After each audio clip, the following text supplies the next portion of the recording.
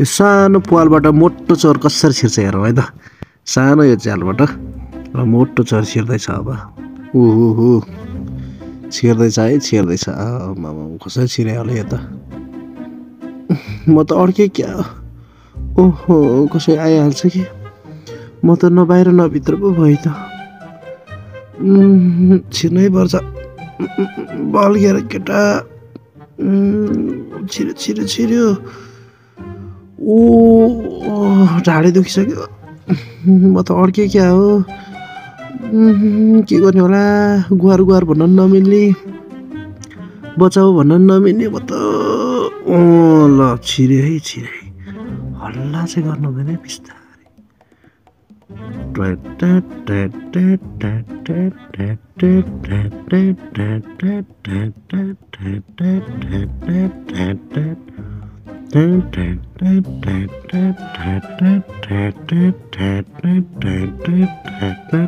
कहाँ गयो आउँदैन त दुईवटा फोन लिएर आएछ है